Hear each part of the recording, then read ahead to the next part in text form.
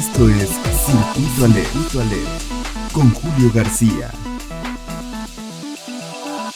Hola, ¿qué tal? Esto es Circuito Aleph y yo soy Julio García. Un caso más en el que se evidencia cómo los métodos e instrumentos de observación de la ciencia determinan los resultados del observado, se hace patente a través del estudio de la composición química del Sol. Y es que desde hace décadas existe un amplio debate en torno a cuáles son los elementos químicos y cómo está conformada la estructura interna de nuestra estrella. A pesar de saber que todas las estrellas del universo conocido queman hidrógeno para producir helio y de que a partir de esta combustión surgen elementos químicos cada vez más pesados tales como el oro. El camino más verosímil, más factible, para determinar cuáles son los elementos químicos del Sol se da a través de una técnica denominada espectroscopía, mediante la cual se analiza la composición de la luz emitida por los astros. De hecho, la luz, y como puede evidenciarse a través de un prisma o un arco iris en una tarde lluviosa, se descompone en diferentes colores que corresponden a un tipo específico de longitud de onda del espectro electromagnético. Lo más interesante es que el espectro de las estrellas contiene también líneas oscuras que fueron observadas por primera vez en 1802 por el físico y químico británico William Wollaston. Pero no fue sino hasta 1920 cuando un astrofísico indio, Meghnad Saha, relacionó la fuerza de estas líneas oscuras, también denominadas líneas de absorción, con la temperatura estelar y su composición química, por lo que mediante la luz y como una huella infalible, pues los científicos pueden saber de cuáles elementos químicos está conformada una estrella y también conocer así su luminosidad. De estos estudios sobre la composición solar surgió en 2009 un conjunto de medidas bastante precisas sobre los componentes químicos de su atmósfera. Sin embargo, cuando se recurre a estudios más detallados y profundos, estas medidas precisas de 2009 son insuficientes y contradicen a otro conjunto de datos que son aportados por una técnica denominada heliosismología. ¿Qué es la heliosismología? Bueno, pues esta técnica se encarga de estudiar las oscilaciones producidas en la superficie del Sol. Estas oscilaciones tienden a generar ondas de presión debido a las tremendas turbulencias que se producen en su superficie. Las oscilaciones pueden estudiarse al igual que la luz gracias al llamado efecto Doppler. Este efecto puede definirse como el cambio de frecuencia de una onda, ya sea de luz o de sonido, debido al movimiento que se da entre un emisor y un receptor.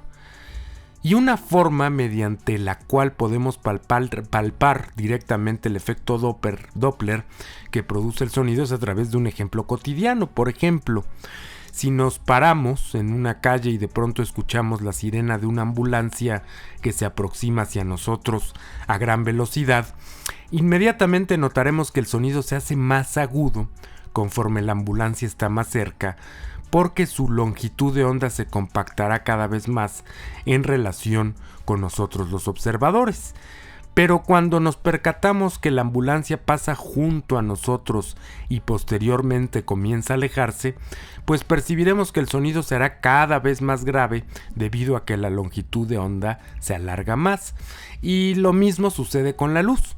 Por ejemplo, conforme una onda se acerca hacia nosotros, su longitud de onda será más compacta y entonces se tornará hacia el color azul, mientras que conforme se aleje se volverá cada vez más roja debido a que la onda se hará cada vez más larga al alejarse. Esto es como resultado justamente de la pérdida de energía, este último fenómeno del alargamiento de las ondas de luz. Por otro lado, tanto la heliosismología como el modelo más antiguo para medir la luz de las estrellas, el efecto Doppler, presentan discrepancias a la hora de medir la composición química del Sol. Por ello, recientemente, pues resulta que un grupo de científicos del Instituto Max Planck de Astronomía propuso una nueva manera de hacer coincidir los resultados que arrojan tanto la heliosismología como el modelo más antiguo, el que utiliza la espectroscopía, al que ya me he referido. Y resulta que los métodos utilizados en el nuevo estudio, en este de los investigadores del Instituto Max Planck, ellos señalan que el vínculo existente entre la abundancia de elementos químicos como el oxígeno, el silicio y el neón y la intensidad de las líneas del espectro es diferente a lo que estudios previos habían mostrado. Pero bueno, la gran pregunta es ¿a qué se deben estas discrepancias en las líneas espectrales entre los estudios previos y el estudio actual? Básicamente a que los nuevos resultados arrojan que el Sol contiene alrededor de 15% más oxígeno de lo que se había calculado. Además, posee un 26% más de elementos pesados, es decir, tiene elementos metálicos formados a partir del helio, el cual es el segundo elemento químico de la tabla periódica después del hidrógeno. Este hallazgo respecto a que el Sol contiene una mayor cantidad de elementos pesados más de lo que se creía, pues seguramente abrirá el debate entre los miembros de la comunidad científica en torno a la composición química de otras estrellas, no solamente en nuestra Vía Láctea, sino también en todo el universo. Al respecto, y como lo mencionó el astrónomo Aldo Serenelli en unas interesantes declaraciones para el portal Amazings, él dice que los resultados de este trabajo vuelven a colocar al Sol como referencia fundamental en el estudio de la física estelar.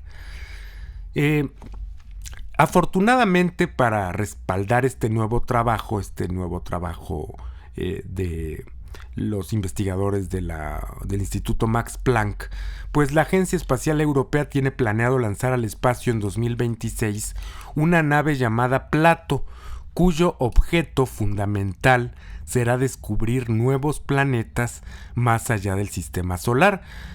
Concretamente, pues busca hallar planetas en estrellas amarillas parecidas al Sol, así como también planetas en estrellas enanas rojas. Además de descubrir nuevos mundos, Plato podrá determinar con mayor detalle y precisión la composición química y espectral de otras estrellas.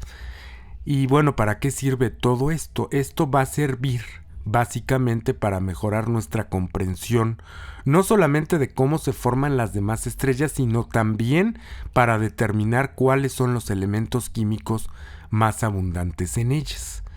Ya que, pues al conocerse con precisión cuáles son los elementos químicos que hay en las estrellas, pues podrá tenerse una mejor comprensión no solamente de cómo se formó el universo, sino también por qué tiene las características que lo hacen ser como es.